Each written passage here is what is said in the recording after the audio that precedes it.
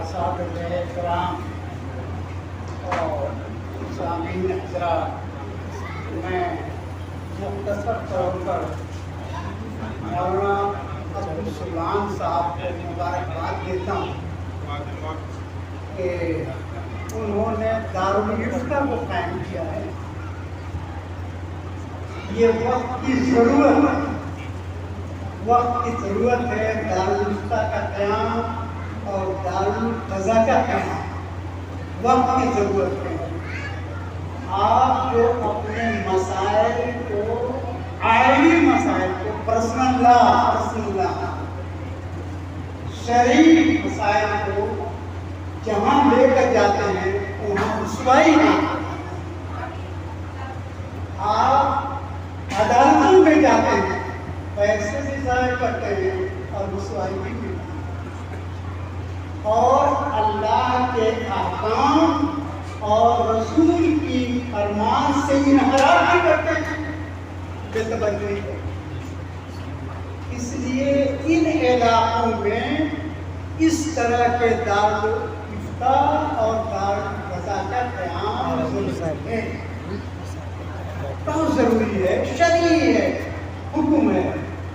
میں تفصیل میں نہیں جاؤں گا کہ جہاں اس طرح کے ممالک ہوں، جس طرح کے ملک میں ہم رہتے ہیں، آپ شرعی طور پر مکلف ہیں، ذمہ دار ہیں کہ اپنے طور پر نظام قضا اور نظام مفتہ کو قائم کریں، شرعی ذمہ داری۔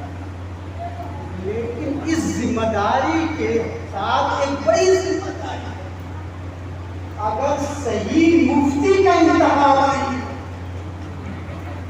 تو اس کے بھی بڑے نقصانات ہوتے ہیں، اس کے مضر اثرات ہوتے ہیں اگر صحیح مفتی کا انتخاب نہیں۔ آپ تدوین فقہ اسلامی کی تاریخ پڑھی ہوگی، امام ابو حنیفہ رحمۃ اللہ علیہ نے 40 آدمی کی ایک کمیٹی بنائی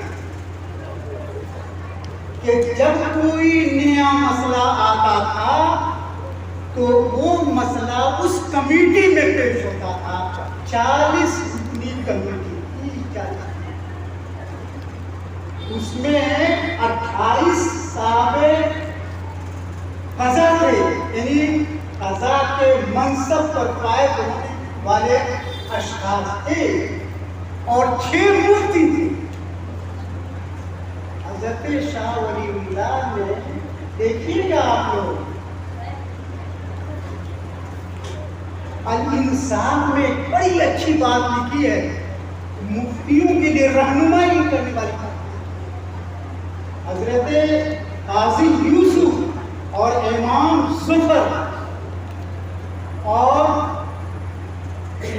عافیہ ابن یزید کے حوالے سے شاہ صاحب نے لکھا ہے، ان تینوں بزرگوں نے لکھا ہے کہ میرا کوئی فتویٰ تمہارے لیے اس وقت تک نقل کرنا جائز نہیں ہے۔ ہمارا فتویٰ ہے، ہم نے فتویٰ لکھا ہے، ہم نے فتویٰ دیا ہے، لیکن اس کو دوسرے مفتیوں کے لیے نقل کرنا اس وقت تک جائز نہیں ہے جب تک کہ میرے مسئلے کے دلیل اور پس منظر کو نہ سمجھ آئے کہ کن حالات میں میں نے لکھا ہے، کن مواقع کے لیے لکھا ہے۔ اس کے علاوہ نقل کر دینا جائز نہیں ہے۔ میں، ہمارے بہت سے دوست احباب ہیں، پرانے لوگ ہیں، مگر میں ان سے کہوں گا کہ ہم لوگوں نے افتاء کا جو پس منظر ہے اس کو ہمیں نظر انداز کر دیا۔ میں عبد سبحان صاحب کا احترام کرتا ہوں، میرے بڑے پرانے دوست ہیں، ایک بہت بڑے عالم اور ایک بہت بڑے دانشور نے اس عالم کے اس دانشور نے تعریف کی۔ ایک بہت بڑے دانشور نے کتاب فتاواز فتاواں میں نام نہیں لوں گا، یہ مقدس جگہ پہ ان کا نام میں نہیں لوں گا، یعنی فتح ہندوستانی فتحوں کی تاریخ پر ہندوستانی فتحوں کا تجزیہ کیا ہے، یہ فتویٰ داران کا، یہ فتویٰ نظرے کا، یہ فتویٰ نظر، یہ فلاں کا فتویٰ کا۔ دیکھیے مفتی کی ایک کمزوری ہے کہ جیسا استفتاء آئے گا ویسے ہی جواب دے گا، قرآن حدیث اور اقوال فقہا کے روشنی میں۔ لیکن مفتی کی بھی ذمہ داری ہے کہ فتویٰ پوچھنے والا مستفتی کی نیت کیا ہے، کس مقصد سے آیا۔ ہمارے علماء، ایک آیا ٹی وی چینل والا، اس کا مقصد اسلام نہیں ہے، اس کا مقصد افساد ہے، آپ کا فتویٰ دے دیا۔ کبھی کبھی صحیح مسئلے کو بھی وقت کا تقاضے کے مطابق اور اس کے خلاف دینا وہ بھی غلط ہے، نہ ہونا۔ مسئلہ صحیح ہے لیکن وقت غلط ہے، اگر آپ نے فتویٰ لکھ دیا اس سے نقصان ہے۔ تو بہت سب ایسی چیزیں ہیں اس نے لکھا ہے، آپ سب جانتے ہیں، نام بتا دوں گا تو سب جان جائیں گے، بہت بڑا آدمی ہے وہ، ارون شری۔ اس نے کہا کہ یہ اسلام ہے، یہ شریعت ہے، یہ حکم ہے، اس میں تو یہ کہا جا رہا، اس میں یہ کہا جا رہا، اس میں یہ کہا جا رہا۔ تمام فتاووں کا تجزیہ کیا ہے اس نے اور کہا کہ یہ، لیکن میں مولانا زکاوہ صاحب مفتی کفایت اللہ صاحب کے بارے میں اس نے لکھا ہے کہ انہوں نے جو کچھ لکھا ہے بالکل مناسب لکھا ہے، نہ کوئی لفظ زائد ہے نہ کوئی لفظ کم۔ اس لیے مفتی کی ذمہ داری ہے اتنی جامع گفتگو کرے، اتنے معنی گفتگو کرے کہ معترض کو اعتراض کرنے کا موقع نہیں۔ میں زیادہ نہیں بولوں گا۔ تاریخ اسلام کے سب سے پہلے مفتی تھے حضرت ابوبکر صدیق رضی اللہ عنہ، اور حضرت ابوبکر صدیق کا کیا معمول ہے، میں مفتیان اکرام سے کہنا چاہتا ہوں کہ حضرت ابوبکر کا طریقے کے خلاف ہم کوئی طریقہ نہیں ڈھونڈنا چاہتے۔ جب حضرت ابوبکر صدیق کے سامنے کوئی مسئلہ آتا تھا تو ظہر کے نماز میں، عشاء کے نماز میں کہتے تھے اور آ کر اعلان کرتے تھے، یہ مسئلہ مجھے معلوم نہیں ہے، تم میں سے کون شخص ہے جو اس مسئلے سے واقف ہے؟ کوئی کہتا تھا کہ ہاں میں ہوں، تو کہتے تھے اچھا تم ہو، کیا اس مسئلے میں کوئی اور شخص تمہارا شریک ہے؟ وہ کہتا تھا کہ ہاں، تو اس مسئلے کو قبول کر لیں۔ جدہ کے دادی کے سلسلے میں آیا، حضرت ابوبکر صدیق کو معلوم نہیں تھا کہ اس کا حکم کیا ہے، دادی کا آئے، ظہر کی نماز پڑھی۔ اور میں یہ بیان اس لیے کرنا چاہتا ہوں کہ جو منصب قضا پر جو بیٹھ گیا ہے، فائز ہو گیا ہے، وہ اپنے آپ کو منتہا علم نہ سمجھے، رجوع کرے علماء سے، مشائخ سے، مدارس والوں سے، فلاں سے رجوع کرتا ہے۔ اس لیے کہ 40 آدمی کے کمیٹی حضرت ابو حنیفہ نے بنا دی تھی، کیوں بنائی تھی؟ تاکہ اس میں گفتگو میں کوئی بات کسی کے ذہن سے اتر گئی تو اسے تنبیہ۔ اور حضرت ابوبکر کا طریقہ اور حضرت عمر کا بھی یہی طریقہ رہا۔ میں جب تفصیل میں نہیں جاؤں گا، تو آ کر جب حضرت ابوبکر صدیق نے کہا کہ دادی کے بارے میں کیا حکم ہے، خاموش رہے۔ حضرت مومنہ ابن شعبہ رضی اللہ تعالیٰ مسجد کے کنارے سے کہا، امیر المومنین مجھے معلوم ہے۔ حضرت ابوبکر صدیق نے کہا کیا معلوم ہے؟ تو کہا کہ حضرت رسول اللہ صلی اللہ علیہ وسلم سنا ہے کہ سدس تھا، چھٹا میراث نہیں جاتا، سدس۔ تو کہا تمہارے علاوہ کوئی اور ہے؟ تو حضرت سلمان بن معاویہ، سلمان حضرت اسلمہ نے کہا کہ یا رسول اے امیر المومنین میں نے بھی رسول اللہ صلی اللہ علیہ وسلم سے بات سنی ہے. اس کے بعد تو حضرت ابوبکر کا، حضرت عمر کا اور خلفائے راشدین کا یہ معمول رہا ہے کہ جب کوئی نیا مسئلہ آتا تھا یا کوئی آئے پہلے قرآن میں ڈھونڈتے تھے، سنت رسول میں ڈھونڈتے تھے اور اس کے بعد سے اجماع پر ان کی نگاہ پڑتی تھی اور اس کا فیصلہ صادر کر دیتے تھے.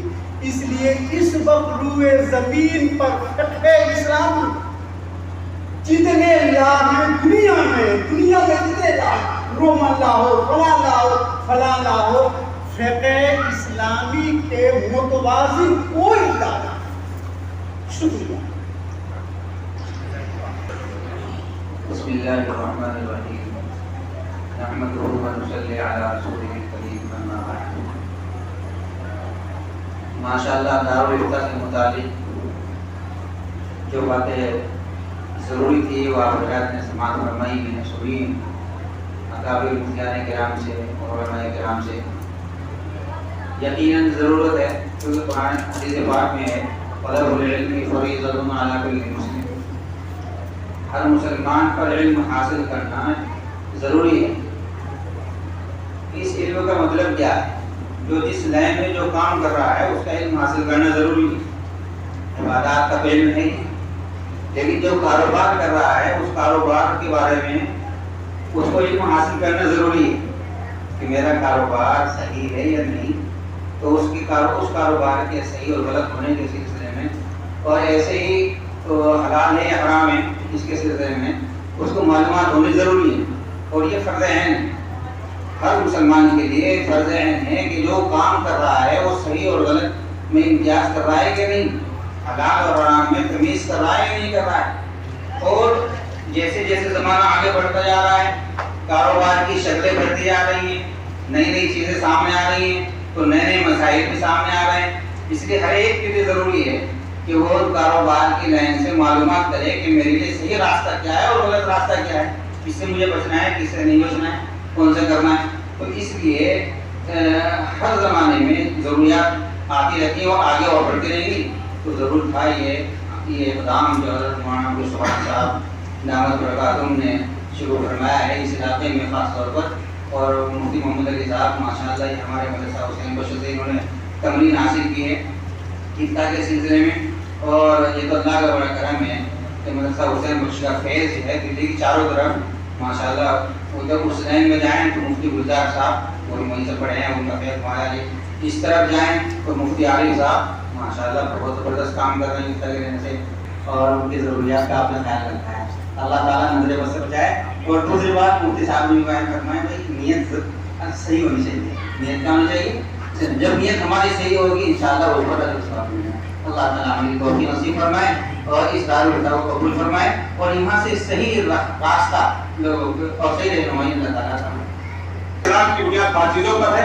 اس مدرسے کے بنیاد اور بات جس کو بانی مبانی کرتے ہیں وہ بھی 5 ہے جس میں سر فہرست صاحب پیر صاحب موجود ہے جو ہمارے مدرسے کے صدر ہیں. اور اسی طرح سے دوسرے نمبر پر بھائی عبدالجبار صاحب ہیں جو نائب صدر ہیں. اسی طریقے سے بھائی حاجی عزیر صاحب ہیں جس مدرسے کے جنرل سیکریٹری ہیں. اس وقت کسی وجہ سے وہ موجود ہے گاؤں میں ہیں. اسی طریقے سے جو ہے بھائی نصرول صاحب جو کراچی سے پہلے نیپال سے تعلق ان کا ہے وہ ہمارے درمیان شخص موجود نہیں ہے، وہ ان کا ایوارڈ ہے. اسی طرح سے ان حضرات کا بھی ایوارڈ ہے. اور اسی کے ساتھ ساتھ جتنے علماء کرام ہیں ان سب کو ہم نے کسی نہ کسی اکابر علماء کی طرف منسوب کرتے ہوئے ان کا ایوارڈ تیار کیا ہے. وہ ایوارڈ ایک خدمت میں پیش کیا جائے گا. اسی طریقے سے ان کے لیے کچھ ہدایہ ہے وہ ہدایت پیش کیے جائیں گے اور اس کے بعد پھر دعا ہوگی. دعا کے بعد پھر جو ہے انشاءاللہ ضیافت کا انتظام ہے.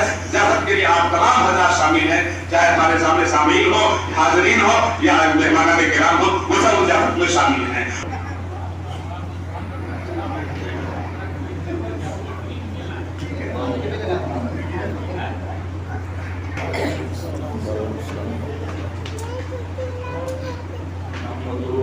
على رسوله الكريم أما بعد أعوذ بالله من الشيطان الرجيم بسم الله الرحمن الرحيم يا أيها الذين آمنوا لا تسألوا عن أشياء إن تبد لكم تسؤكم صدق الله العظيم. آپ کے سامنے ہمارے بہت سے معزز اور موقر علماء کرام نے افتاء اور اس افتاء کے حوالے سے مختلف ضروری گوشوں پر روشنی ڈالی ہے۔ ایک دو بات میرے ذہن میں بھی آ رہی ہے، منتشر طور پر عرض کرنے کی جسارت کر رہا ہوں۔ پہلی بات یہ ہے، آج کل سوشل میڈیا کا دور ہے اور اب کسی بھی ضرورت کو پورا کرنے کے لیے عام طور پر آدمی سفر کی زحمت اٹھانا نہیں چاہتا۔ اپنے مقام پر رہتے ہوئے اپنے موبائل سے اور اپنے اس آلے سے اپنی ضرورت کو پورا کرنے کی کوشش ہوتی ہے۔ آج کل مسائل کے سلسلے میں بھی زیادہ تر لوگوں کا ترجیحی پہلو یہی ہے کہ اپنے مقام پر رہیں، اپنے کام، اپنی دکان، اپنی فیکٹری پر ہو اور ضرورت پیش آنے پر کسی مفتی صاحب سے فون پر مسئلہ معلوم کریں۔ اچھی بات ہے، یہ سب آلات ہمارے اور آپ کے فائدے کے لیے بنائے گئے ہیں اور ان سے فائدہ اٹھایا جاتا ہے اور اٹھایا جانا چاہیے، مگر اس بات کا بھی آپ لحاظ رکھیں کہ آپ جن صاحب سے فون کرنا چاہتے ہیں آپ ان کی علمی شخصیت سے اور ان کی علمی گہرائی اور علمی استحکام سے آپ کتنے واقف ہیں۔ جہاں کسی عالم سے ملاقات ہوتی ہے آپ فوراً اپنے فون میں ان کا نمبر محفوظ کر لیتے ہیں اور آپس میں بیٹھے ہوئے ہیں، بحث و مباحثہ ہو رہا ہے اور آپ فوراً وقت کا خیال کیے بغیر فون ملا دیتے ہیں اور آپ چاہتے ہیں کہ فوراً آپ کو جواب مل جائے۔ اس میں آپ بھی اپنے آپ کو فتنے میں مبتلا کرتے ہیں اور جس سے آپ مسئلہ پوچھنا چاہتے ہیں اس کے لیے بھی ایک آزمائشی مرحلہ ہوتا ہے، کیونکہ موبائل اور پھر انسان کا اپنا تقاضا، اپنی مصروفیت کہاں ہے، کس ماحول میں ہے، بازار میں ہے، گھر میں ہے، فیملی میں ہے، خطاب کر رہا ہے، بات چیت میں ہے، مجلس میں ہے اور آپ چاہتے ہیں کہ ابھی آپ کو جواب مل جائے۔ ہر سوال اپنے موقع اور محل کے اعتبار سے اور مناسب وقت پر اچھا لگتا ہے اور اسی طرح اس کا جواب بھی اسی کے اعتبار سے مناسب وقت میں اور مناسب افہام و تفہیم چاہتا ہے۔ تو ایسا جو ذہن بنا ہوا ہے کم از کم اس کو بدلنے کی کوشش کریں اور فوری طور پر ایک ہنگامی صورتحال میں سوال نہ کریں، سنجیدگی سے غور کریں کہ یہ سوال آپ کی ضرورت کا ہے یا نہیں۔ چند دوست بیٹھے ہوئے بحث کر رہے ہیں اور اچانک کوئی ملا دیا، ایسا نہیں۔ فرضی سوالات کرنے سے گریز کرنا چاہیے، بے جا اور غیر ضروری سوالات کرنے سے بھی گریز کرنا چاہیے۔ آپ کی عملی زندگی سے متعلق جو بات آپ کو پیش آ رہی ہے، خود آپ کی ذاتی ضرورت ہے، آپ اس کے بارے میں کسی مفتی صاحب سے رابطہ کریں۔ بیجا سوالات نہ کریں اور زیادہ سوالات نہ کریں اور وقت کا خیال کر کے سوال کریں۔ اور دوسری بات یہ کہ جس سے آپ سوال کر رہے ہیں اس کے بارے میں آپ اچھی طرح اپنے آپ کو مطمئن کر لیں کہ جن سے ہم سوال کر رہے ہیں وہ علمی شخصیت ہے، فقہ و فتاوی میں ان کو مناسبت ہے اور وہ اس لائن سے دین کی خدمت انجام دے رہے ہیں۔ میں آپ کو یہ بات ایک مثال دے کر سمجھانا چاہوں گا۔ یہاں نبی کریم میں ماشاءاللہ بیگ کا کام ہوتا ہے، اٹیچی کا کام ہوتا ہے، کاریگر تو سب ہیں، لیکن ہر بیگ ایک ہی انداز میں آپ کو سلے ہوئے نظر آئیں گے، مگر ہر کاریگر ایک ہی سطح کی صلاحیت رکھتا ہے۔ ہر ایک کا اپنا ایک امتیاز ہوتا ہے کہ وہ پاکٹ اچھے بناتا ہے، وہ سیدھی سلائی اچھی لگاتا ہے، وہ چین اچھی سیتا ہے، الگ الگ امتیاز ہوتا ہے نا۔ ایسے ہی بظاہر آپ کو ہم سب علماء ایک ہی صف میں بیٹھے ہوئے نظر آ رہے ہیں، نماز بھی پڑھاتے ہیں، قرآن پاک بھی پڑھاتے ہیں، مسائل بھی بتاتے ہیں، مختلف میدان ہیں ہماری خدمت کرنے کے۔ اللہ تعالیٰ نے ہر ایک کو الگ الگ میدان کے لیے منتخب کیا اور وہ اس کا ماہر ہے۔ ایسے ہی میں عرض کرنا چاہ رہا ہوں کہ جو فقہ و فتاوی کے ماہر ہیں، آپ مسائل کے سلسلے میں ان سے رجوع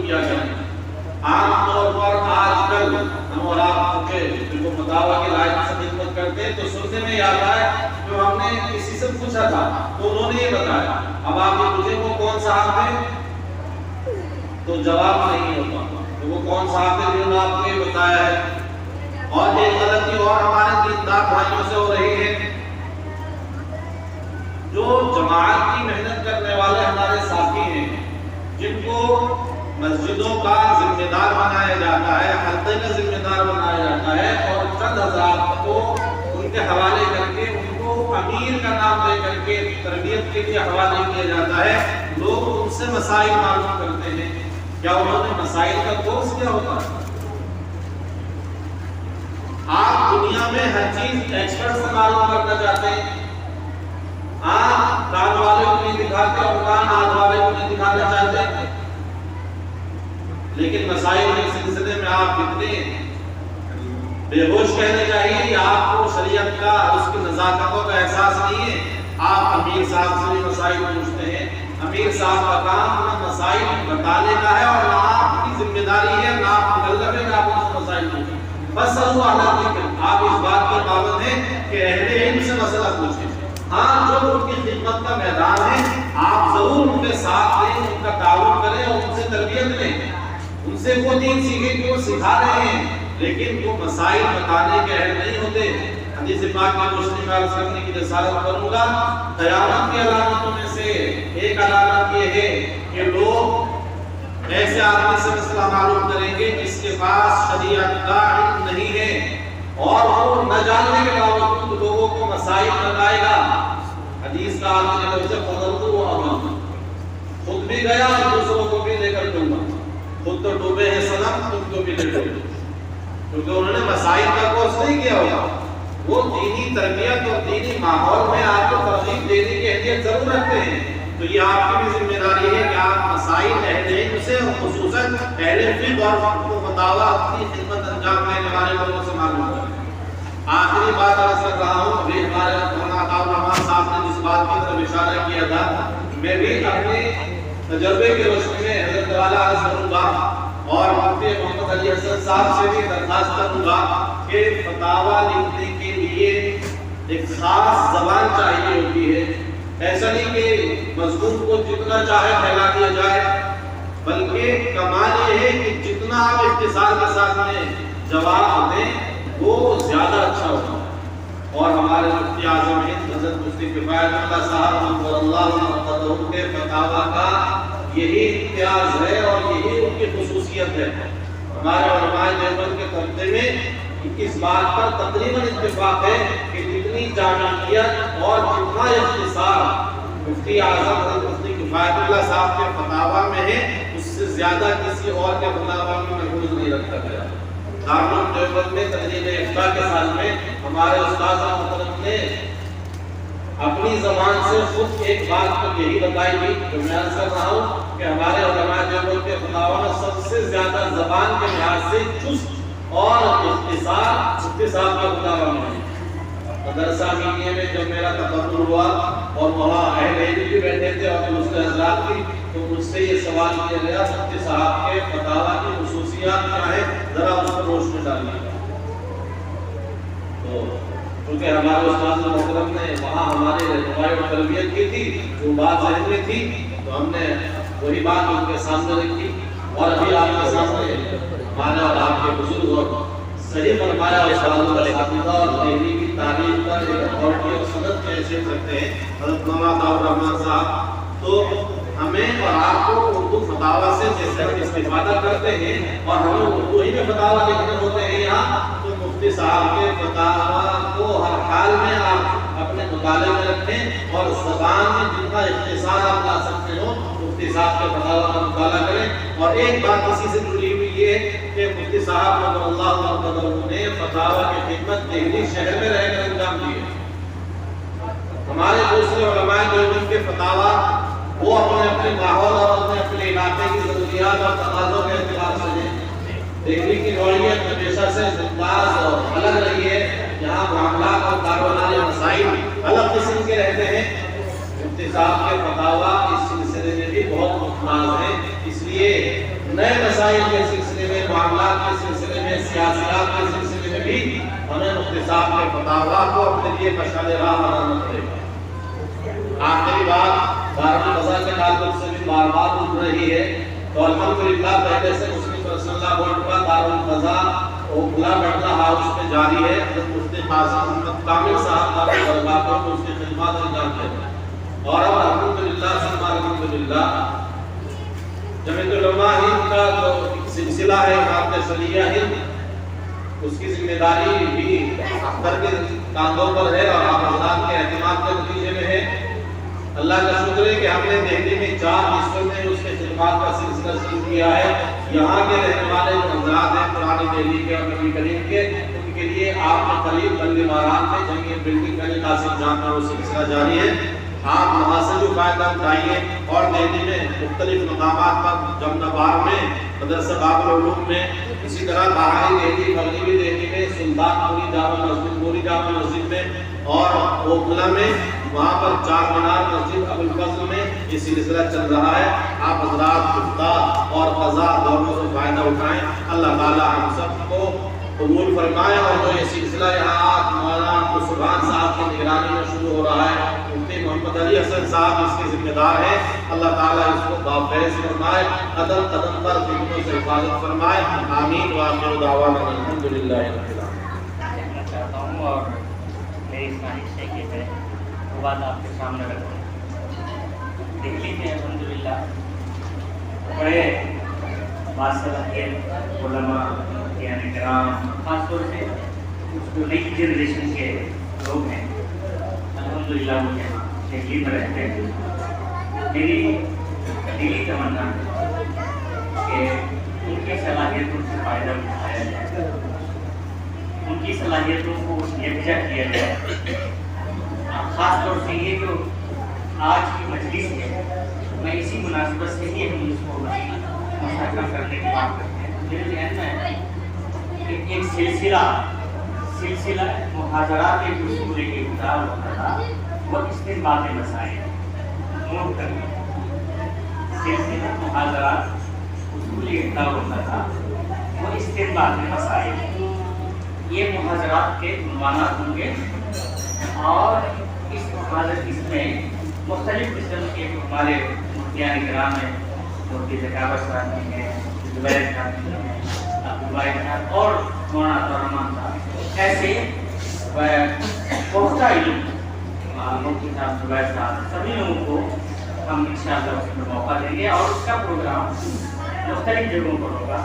یہاں بھی ہوگا، اوکھلا میں بھی ہوگا، حسین بخش میں بھی ہوگا، اور ان محاضرات میں شرکت کرنے والے مفتیان کرام جو نئے ہیں، ہم جیسے لوگ طالب علم ہیں، کیونکہ حدیث میں اللہ کے رسول یہ تدارس بین اس کی شکل میں تدارس کی ہوئی، اور ہم ایک دوسرے سے استفادہ بھی کریں گے، ہم اپنے علم میں اضافہ بھی کریں گے، اور ہم نئے انداز سے سوچنے سمجھنے کی کوشش کریں گے، تاکہ ہماری صلاحیتیں پروان بھی چڑھیں، اور جو کچھ اللہ تعالیٰ نے ہمیں عطا فرمایا ہوگا فائدہ بھی قوم تک ہوگی۔ انشاءاللہ یہ سلسلہ شروع ہوگا۔ مفتی عبدالواحد صاحب سے میں کہوں گا کہ وہ ایک ایسی لسٹ بنا کے ہمیں نئے نوجوانوں کی انشاءاللہ یہ سلسلہ چلانا ہوگا۔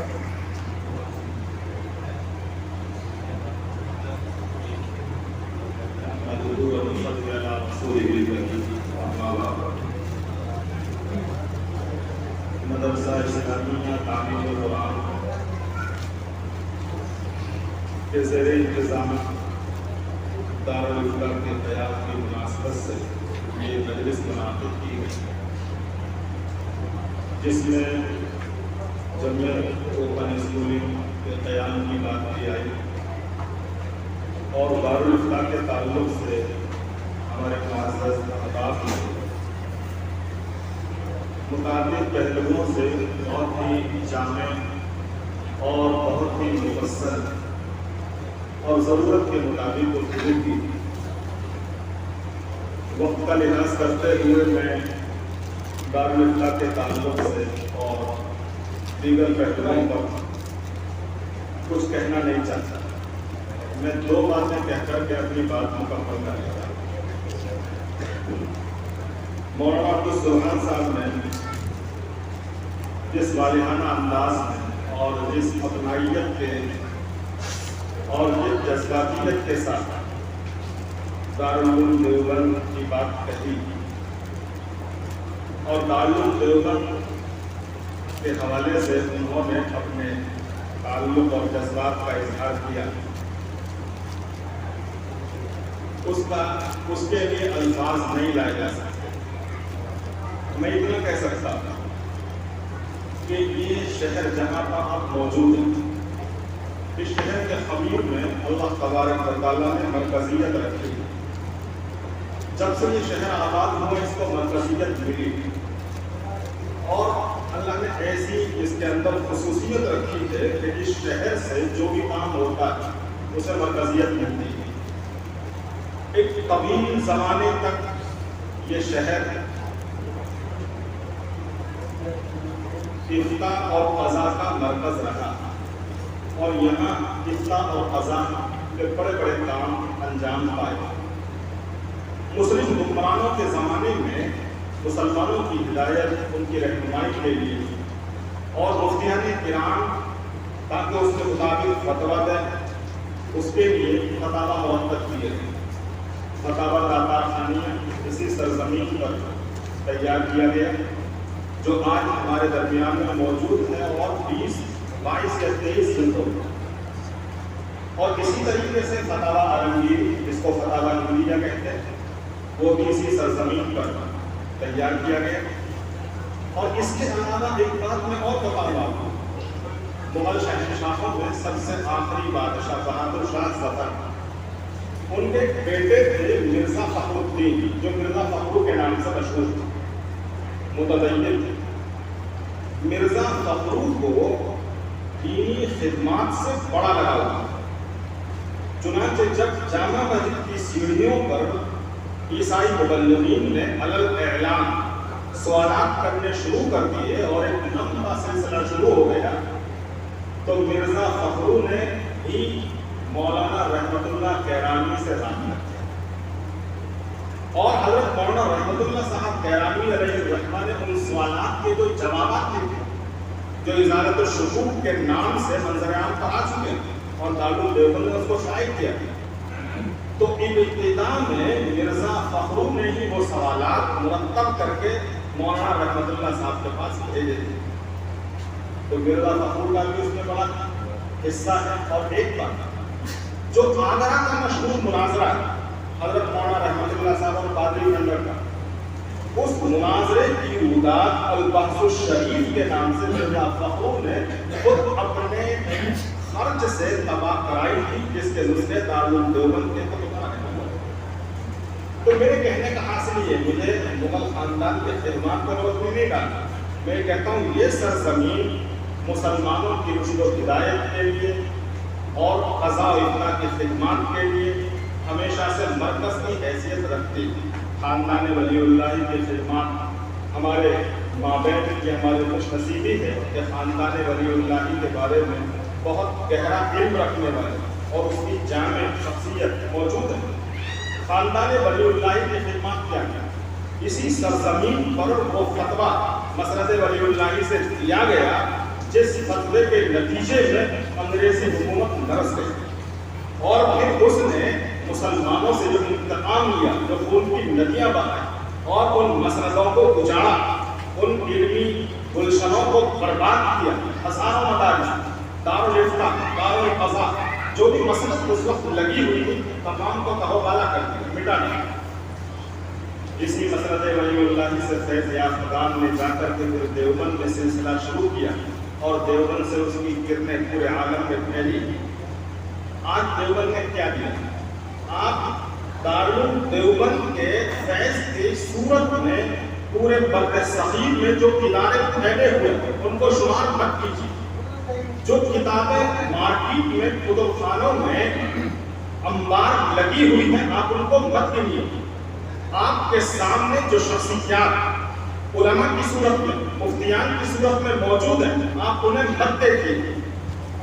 انہیں دارالعلوم کی خدمات میں مت شمار کیجیے. میں کہتا ہوں دارالعلوم کا ایک سب سے اہم کارنامہ اور سب سے اہم خدمت وہ یہ ہے کہ ملت اسلامیہ کے اکثر افراد کے اندر یہ احساس، یہ شعور جو آج پایا جاتا کہ وہ نئے نئے مسائل، نئے نئے حالات اور انقلاب کی صورت میں شرعی رہنمائی کو جانے اور اس کے مطابق چلے، یہ احساس اور شعور اگر ملت کے اندر باقی ہے، بر صغیر کے افراد میں اگر پایا جاتا تو یہ دارالعلوم دیوبند کا فیصلہ ہے۔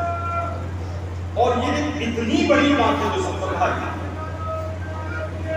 اور دارالعلوم دیوبند جب اکابر کے اخلاص کی بدولت جس نہج پر چل رہا اور جو خدمات کا اس کا سلسلہ آج پورے بر صغیر میں، پورے عالم میں اس کے اثرات ہیں، اور ان کے اثرات کا ایک نمونہ آپ کے سامنے موجود ہے کہ امت مسلمہ میں نئے نئے حالات جو رونما ہوتے ہیں، جو مسائل پیش آتے ہیں، جو صورتیں پیش آتی ہیں۔ اب یوں تو ایک دنیا ہے، اس دنیا کے اندر ہر طرح کے خیالات رکھنے والے انسان موجود ہیں، مومن بھی ہیں، غیر مومن بھی ہیں۔ غیر مومن کی بات جانے دیجیے، ان کے سامنے حالات آتے ہیں، وہ اپنے نفع اور نقصان کو مد نظر رکھ کر آگے بڑھ جاتے ہیں۔ لیکن مومن میں بھی دو طبقے ہیں، ایک طبقہ تو وہ ہے جو پیچیدہ صورت میں اور متغیر حالات میں شرعی رہنمائی کی جانب وہ متوجہ نہیں ہوتا، اس کے ذہن و خیال میں یہ بات نہیں آتا کہ ہمیں کیا کرنا ہے، وہ بھی غیروں کے طریقے پر چل کر کے فائدے کو پیش نظر رکھ کر کے اسی کو ترجیح دے دیتا ہے۔ لیکن ایک بڑا طبقہ الحمدللہ ایسا موجود ہے جو شرعی رہنمائی کو ترجیح دیتا اور اسی کے مطابق چلنے کی کوشش کرتا ہے، چاہے دنیاوی اعتبار سے اسے کتنا ہی خسارہ اور نقصان سامنے آ جائے۔ یہ اسی احساس اور شعور کی ایک جھلک ہے کہ آج آپ اور ہم سب یہاں جمع ہیں اور ایک ادارے کے قیام کا فیصلہ، ایک ادارے کا اجرا ہے کہ جس میں مفتیان کرام بیٹھیں گے اور وہ نئے نئے مسائل، نئے نئے جو ان کے سامنے سوالات آئیں گے، وہ ان کے جواب شریعت کی روشنی میں، قرآن کریم کی روشنی میں، احادیث کی روشنی میں آپ کے سامنے رکھیں گے۔ اب سوال یہ کھڑا ہوتا ہے ایک بات اور کہ فتاوی کے تعلق سے غلط فہمی، فتاوی کو بہت سے لوگ کہتے ہیں کہ فتویٰ ایک نظریہ، فتویٰ ایک اوپینین، فتویٰ ایک نظریہ۔ حضرات علماء کرام موجود ہیں، میں یہ سمجھتا ہوں کہ یہ بات سراسر غلط ہے۔ فتویٰ ایک نظریہ نہیں، فتویٰ شرعی رہنمائی، فتویٰ امر ربانی ہے، فتویٰ اللہ تبارک و تعالیٰ کا ایک فیصلہ، شریعت کا فیصلہ۔ ایک عام انسان جس کو صورتحال پیش آئی، جو دو چار ہوا حالات سے، وہ اس مسئلے میں اپنی مصروفیت کی بنا پر یا اپنے اندر استعداد و لیاقت نہ ہونے کی بنا پر وہ امر ربانی سے واقف نہیں ہو سکتا۔ اس کے سامنے اللہ تبارک و تعالیٰ کا فیصلہ واضح نہیں ہے، وہ اس تک نہیں پہنچ سکتا کہ اس سلسلے میں رہنمائی کیا ہے، اس سلسلے میں ہمارے لیے مشعل راہ کیا ہے، وہ اس کو نہیں جان سکتا۔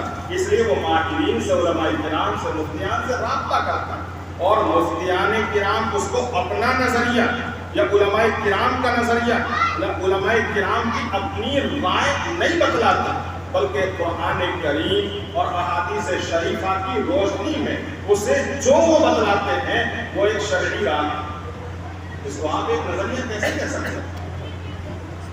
یہ ایک نظریہ نہیں ہے، یہ ایک امر ربانی ہے۔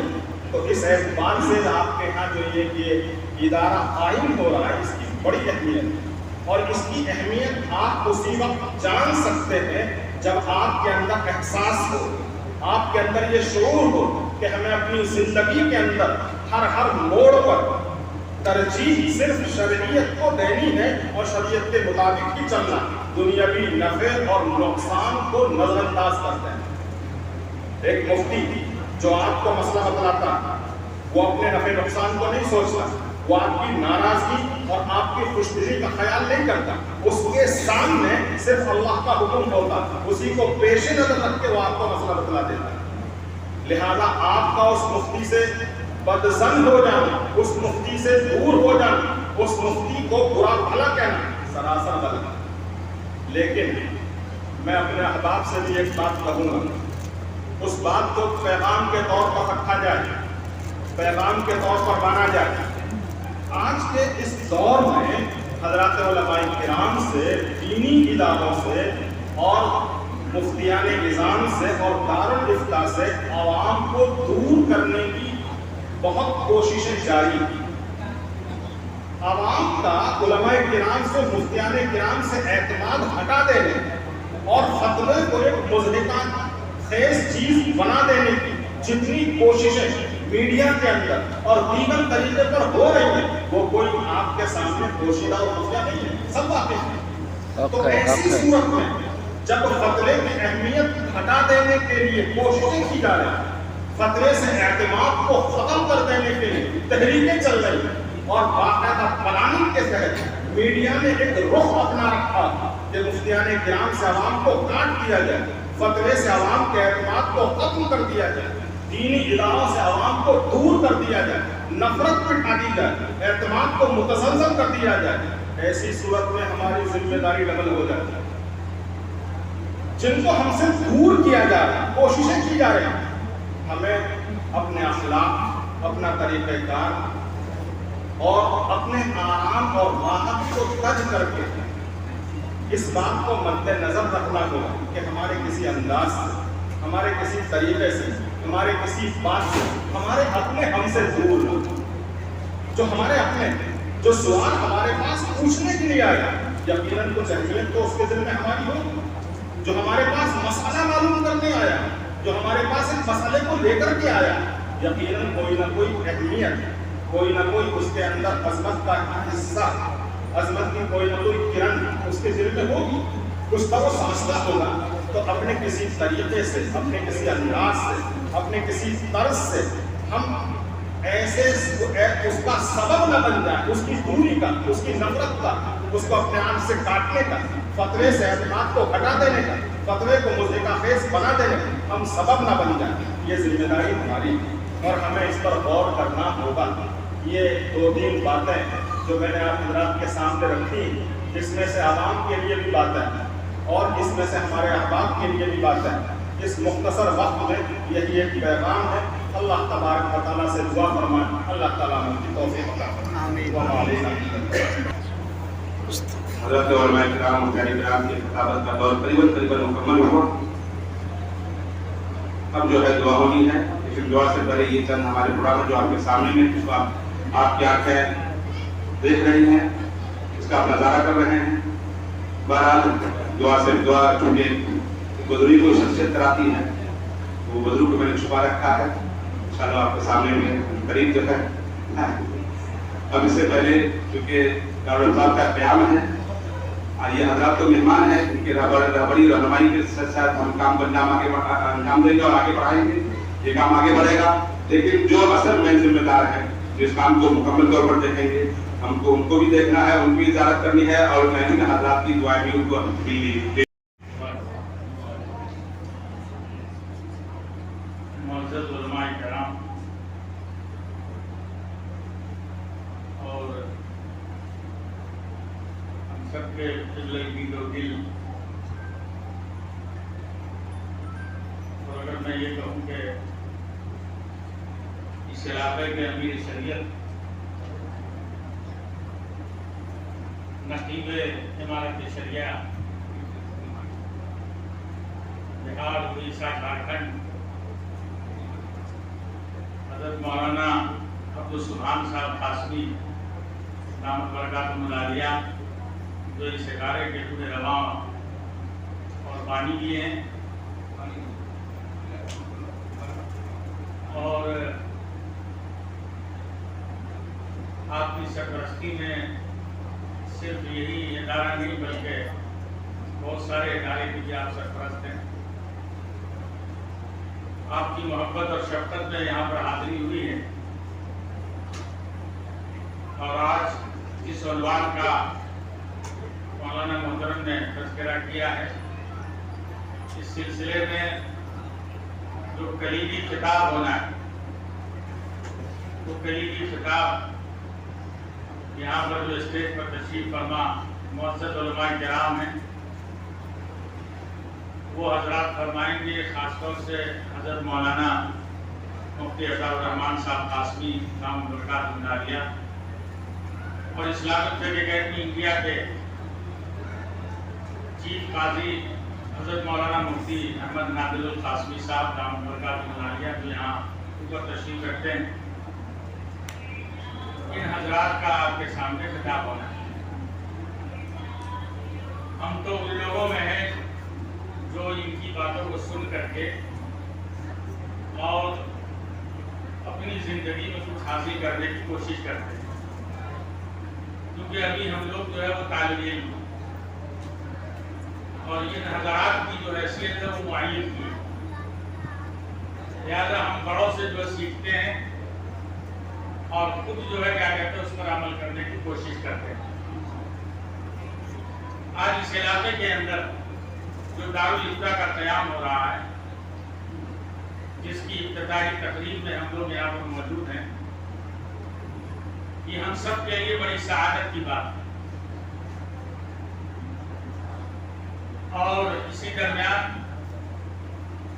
صوبہ دہلی کے نائب امیر شریعت حضرت مولانا مفتی ذکاوت صاحب قاسمی شیخ الحدیث مدرسہ امینیہ یہاں تشریف فرما ہے، تشریف لا چکے ہیں، ہم ان کا استقبال اور خیر مقدم کرتے ہیں۔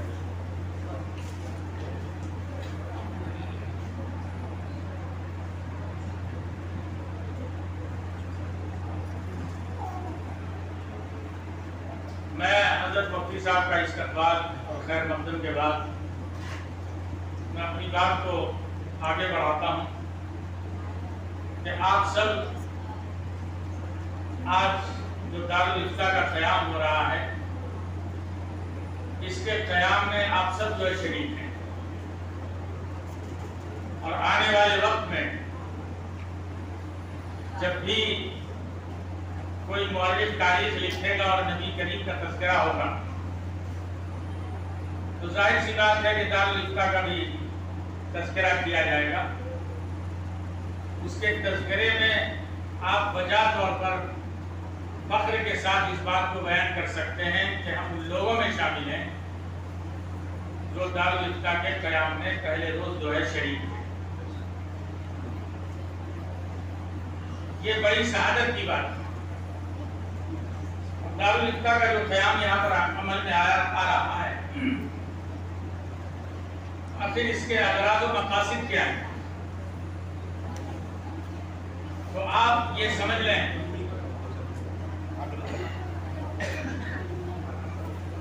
کہ ہم سب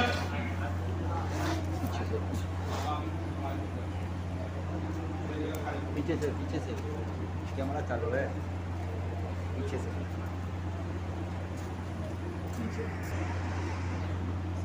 ہم سب ایک اللہ کو ماننے والے ہیں۔ ہم لوگ اللہ کے پیارے حبیب، ہم سب کے آقا جناب رسول اللہ صلی اللہ علیہ وسلم پر ہمارا ایمان ہے۔ ہمارا ایمان قرآن پاک پر ہے۔ یہ زندگی اللہ نے ہم سب کو دی ہے، لیکن زندگی گزارنے کا طریقہ بھی اللہ نے بتایا ہے، اور اس کے لیے پروردگار نے قرآن کریم کی شکل میں دستور حیات ہم سب کو عطا کیا ہے۔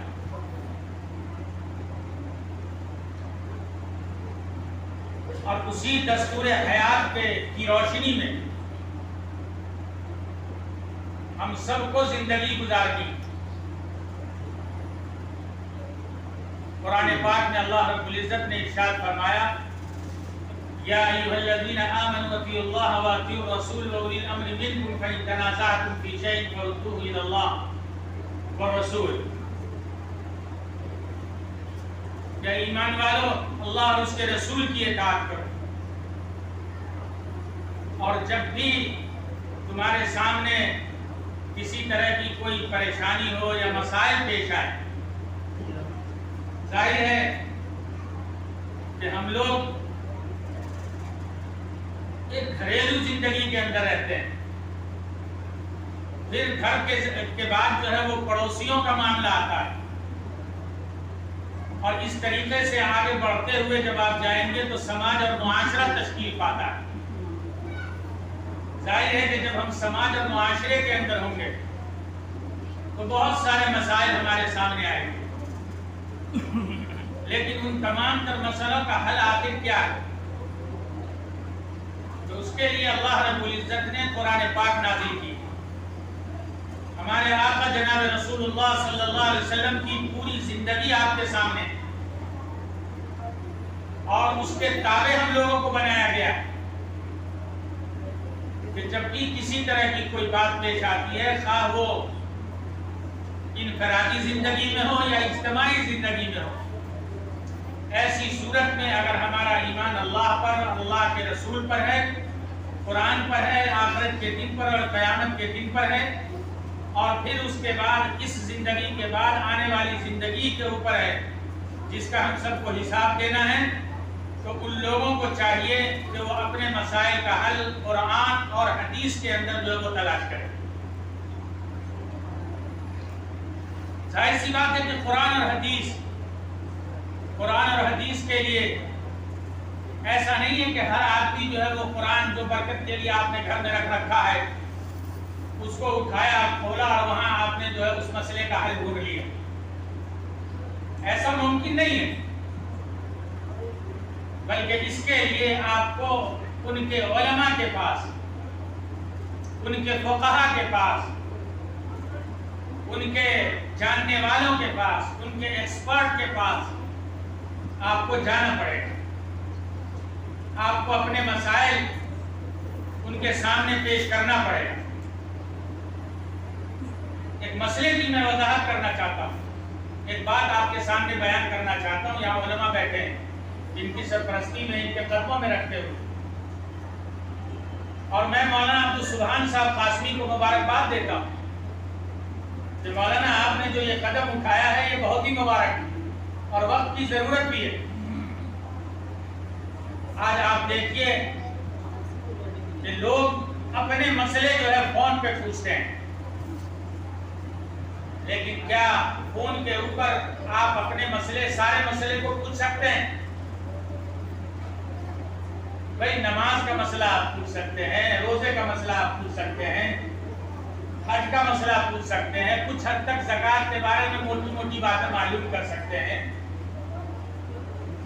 لیکن اگر مسئلہ میراث کا آتا، وراثت کا آتا، وراثت کی تقسیم کا مسئلہ آتا، تو ان مسئلوں کو بھی لوگ جو فون پہ پوچھنا چاہتے ہیں. تو یاد رکھیے یہ سارے مسئلے جو ہے فون کے نہیں ہیں. یہ مسئلے، ان مسئلوں کا تعلق اس کے ایکسپرٹ اور جانکار جو فقہا اور علماء ہیں. اسی طرح سے جو دارالفتاء یا دارالقضاء کا جو قیام ہوتا ہے، یہ ان شعبوں سے متعلق یہ مسائل ہیں، اور آپ کو چاہیے کہ ان تمام تر مسئلوں کو لکھ کر کے اور اس کے بعد دارالفتاء میں پیش کریں، قاضی کے سامنے دارالقضاء میں آپ پیش کریں. اسی طرح سے طلاق کے مسئلے میں بھی لوگ طلاق کا مسئلہ جو فون پہ معلوم کرنا چاہتے ہیں کہ امام صاحب، مفتی صاحب، مولانا صاحب، فلاں شخص نے اپنی فلاں بیوی کو جو کیا کہتے ہیں طلاق دے دیا، یہ کہہ دیا. اب آپ یہ بتلائیے کہ کسی کے زندگی کا مسئلہ ہے اور آپ اس مسئلے کو فون کے ذریعے حل کرنا چاہتے ہیں، تو یہ فون کے مسائل نہیں ہیں. انہی تمام تر مسائل کے لیے قرآن پاک میں اور حدیث کے اندر اور اللہ رب العزت نے جو رہنمائی کی ہے، رسول اللہ صلی اللہ علیہ وسلم نے جو ہم سب کو تعلیمات دی ہیں، وہ اسی لیے ہے کہ تاکہ ہم لوگ اپنے مسائل کو ان علماء کی خدمت میں لے جائیں جو اس کے ایکسپرٹ اور جانکار ہیں، تاکہ صحیح رہنمائی ہم کو مل سکے. اسی طرح سے دارالفتاء کا قیام یہ بہت مبارک ہے، لیکن اسی کے ساتھ ساتھ ہم سب کو اس بات پر یقین کرنا پڑے گا اور طے کرنا پڑے گا کہ اگر ہمارا ایمان اللہ پر ہے، اگر ہم یہ جانتے ہیں اور سمجھتے ہیں کہ ہمارا ایمان رسول اللہ صلی اللہ علیہ وسلم کی ذات پر ہے، اور ہم قرآن کو اللہ کی کتاب مانتے ہیں، یہ بات اگر ہمیں معلوم ہے اور ہمارا ایمان ہے، تو پھر جس طریقے سے ابھی تک ہمارے سماج اور معاشرے میں جس طرح سے ابھی تک ہم لوگ اپنی بیٹی کا اور اپنے بیٹے کا نکاح کسی علماء سے، بزرگان دین سے، مفتیان کرام سے، فقہا سے، علماء سے، متقی اور پرہیزگار لوگوں سے پڑھاتے ہیں، اسی طریقے سے ہم لوگوں کو اپنے مسائل کے حل کے لیے دارالفتہ سے آپ کو رجوع کرنا چاہیے، یا پھر دارالقضاء سے جو ہے کیا کہتے ہیں آپ کو رجوع کرنا چاہیے۔ اور اسی درمیان حضرت مولانا مفتی احمد نادر القاسمی صاحب دامت برکاتہ العالیہ جو اسلامک فقہ کے انڈیا کے چیف قاضی ہیں، وہ تشریف لائے ہیں، ہم آپ کا استقبال اور خیر مقدم کرتے ہیں۔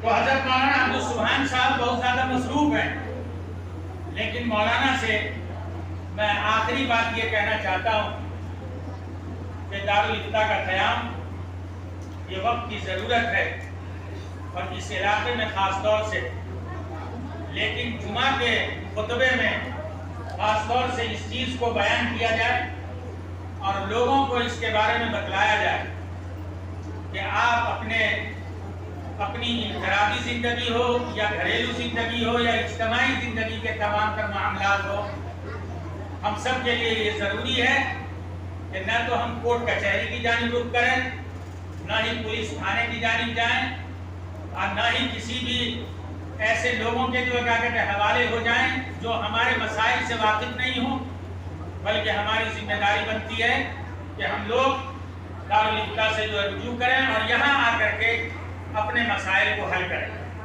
اگر ہم نے اپنے مسائل کو حل کرنا شروع کر دیا، اسی لیے جو ہے ہمارے بزرگوں نے، علماء نے شروع دن سے ہی اس طرح کے شعبے کا جو ہے کیا کہتے ہیں قیام ملک کے ہر کونے گوشے میں کرنے کا کام کیا ہے۔ اگر ہم لوگوں نے اس کی اہمیت کو اور اس کی افادیت کو سمجھا اور سمجھنے کی کوشش کی، تو آپ صحیح معنی میں امید کیجئے، اللہ کی ذات سے ہم امید کرتے ہیں کہ پروردگار ہماری زندگی کے جو چھوٹے موٹے اور بڑے جتنے بھی مسائل ہیں، ان تمام تر مسائل کا حل قرآن اور حدیث کی روشنی میں انشاءاللہ ہمارے علماء کرام آپ کے سامنے پیش کریں گے، اور اس کے ذریعے سے جو ہماری زندگی میں سکون آئے گا، وہ سکون جو ہے آپ کو کورٹ کچہری کے مسئلے سے جو ہے کبھی حاصل نہیں ہو سکتا۔ میں انہی چند باتوں کے بعد اپنی بات کو ختم کرتا ہوں۔